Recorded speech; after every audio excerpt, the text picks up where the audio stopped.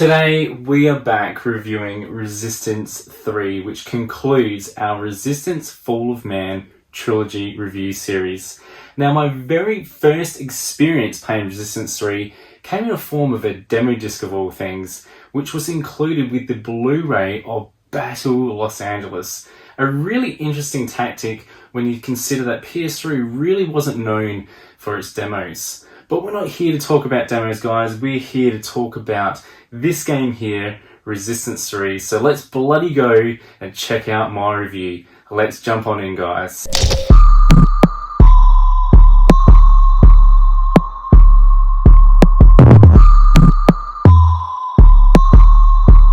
Our story with the Resistance 3 begins with a flashback from Resistance 2, where, spoiler alert guys, Nathan Hale is shot dead by Joseph Capali after his body was overtaken by the Chimeran virus.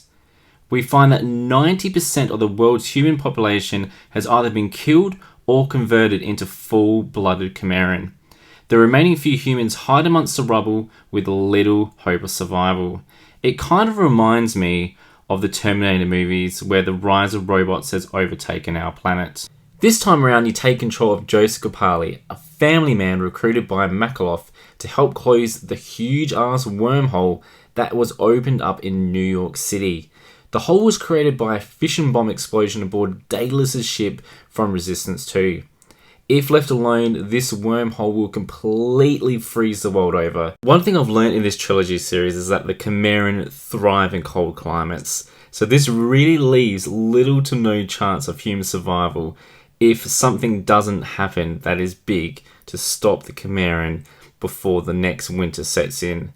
One thing's for sure, guys, Chimerans would have no luck surviving a hot Aussie summer, that's for bloody sure. Through more cutscenes, we find that Joseph has to make the gut-wrenching decision of leaving his family behind in the promise of a better tomorrow. One positive is, though, guys, that the cure for the virus had been discovered, but the Chimeran were now stronger than ever with huge numbers. Makarov has a plan to defeat the Chimera once and for all with the help of Joseph. After having some small problems with design and gameplay with Resistance 2, Resistance 3 really brings the series back to form, and we'll cover that as we continue on with this review. One of the most positive things for me that was returned back into this series was the return of the bloody weapon wheel, allowing you the player to have all your guns at your disposal, adding a real strategy element back into the game. The removal of the weapon wheel was something that I complained about in the Resistance 2 review, and I'm so happy to report that it's returned with the Resistance 3, so thank you Insomniac Games for, I guess, listening to the people that would have complained about this back in the day. During the opening levels, we learned that weapons have level upgrades. This new feature I bloody love, guys. Weapon upgrades are nothing new to Insomniac Games, with this being a key feature in one of its popular series, Ratchet & Clank, which is another series I plan on covering in the future. The weapon upgrades happen when a required number of kills have been achieved with a set weapon. Each gun can be leveled up 2 times. For some guns, this might be better zoom range, and for others, this might just be some kick-ass extra damage. The feature of level upgrades with the guns is something I really liked, and I always do within these sort of story-based shooters, because it gives you this sort of, I guess, more want to try out all the guns within the game, because you're really thinking, wow, what's going to happen if I get this particular gun to level 2? It might be, or level 1 for that matter. It might be a gun that may be a little bit boring to begin with, but as you level up, it becomes more useful, and it really adds that strategy element into this particular game, Resistance 3, and I absolutely love this part of it. The guns in Resistance 3 are super detailed for a game of its time and sound fantastic to boot. There's a good variety of guns, from the military style guns such as the Marksman, through to the electrifying alien Chimeran style gun, the Atomizer. While we're on the topic of guns, I have to tell you what my two top guns are. The first being the Mutator. The Mutator is a chemical weapon that fires an agent that causes bulbous cysts to appear on an enemy. The cysts ultimately turn the enemies into mutations of a combustible landmine, which is great when you have other enemies close by.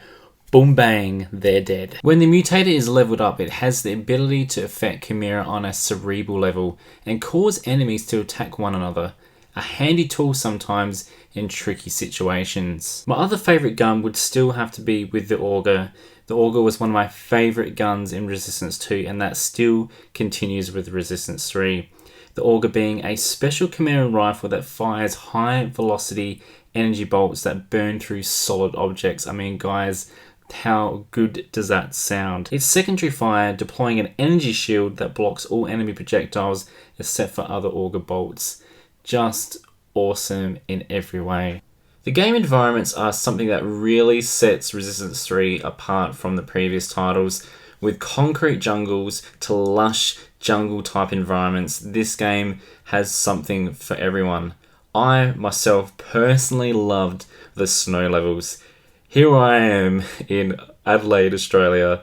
It is always freaking hot here, so the chances of seeing snow are almost zero. So Resistance 3 kind of gives me a sense of what it would be like to be out in the freezing cold snow. When it comes to the game's design, this also sees a big improvement over the previous titles. This time round, levels are much more open, making it less likely for you to get stuck in a tight corner, especially helpful when you're running away from those scary ass grimes and they're making the charge against you. In Resistance 2, these sort of monsters, or I should say enemies, were absolute pains in the ass, especially when you got stuck. So having the more open areas made it far less stressful upon my poor heart. Graphically, Resistance 3 sees a big leap in quality. And that was expected, being that, Insomniac were getting their heads around the hardware of the PlayStation 3. In my opinion, it was probably the best graphics in the series. The character design were improved on old favourites such as the Widowmaker. When you look at it from Resistance 1 to now Resistance 3, the detail is just so much more in depth, and you can just really tell they've spent a lot of time on this. Saying that it's not perfect at times, some of the graphics did look a little bit hazed, but for the PS3, it's not something to really pick on. Campaign-wise, Resistance 3 is the shortest of the three titles, but also provides somewhat of a challenge. For me, it was much easier than Resistance 2, which is not really a bad thing, because during this game, I never really found I was dying constantly, which was a problem that I had brought up in the Resistance 2 review. The great thing with Resistance 3 is their environments were constantly changing. Just as you found yourself getting to the point of boredom with the game would switch itself up and provide excitement once more. You would be at one stage battling it out on a train to fighting off hordes of enemies on foot. I rarely found myself getting bored and found the game hard to put down. To really summarise my whole experience of the Resistance trilogy, the original Resistance was a great title. Resistance 2 for me was a little bit of a mess, especially with its story, but Resistance 3 really brings the series back to form. I have to say, without a doubt, Resistance 3 for me was my favourite in the trilogy. The balance of great storytelling, fun enemies, and balanced guns with upgrades available made for one truly special game. I do hope in the near future Insomniac Games will treat us to Resistance 4, and while we're there, do a full remaster of the original trilogy. Oh my god, just thinking about that has me excited. I mean, now that Ratchet & Clank, A Fracture in Time is out, it might just be time for a new piece of Resistance. Maybe us humans will visit their home planets in the next title. Who knows? That will be hopefully explained in the next game. Fingers crossed, guys. When it comes to a score of Resistance 3, I give it an 8 out of 10. A game worthy of anyone's PS3 collection, in my opinion. And it will definitely be a game that I hope to relive if we do get that awesome remaster. Come on, Insomniac, I hope you're listening. Well, guys, coming to the end now of this trilogy series, of Resistance 3, and wow, so many emotions right now. It just feels good to complete this now and be able to get this video out to you guys. But at the same sense, kind of sad that this story has ended. But like I said, hopefully we will see Resistance 4 in the future. Who knows what the future will bring. But hopefully this will inspire you guys, this video or the trilogy series that I've done on Resistance, that you will pick up this series and give it a go. I highly recommend it. And even with the, the slight issues of Resistance 2, it's still very much a playable game. This one though, oh my god, just the cream of the crop. Loved it to bits.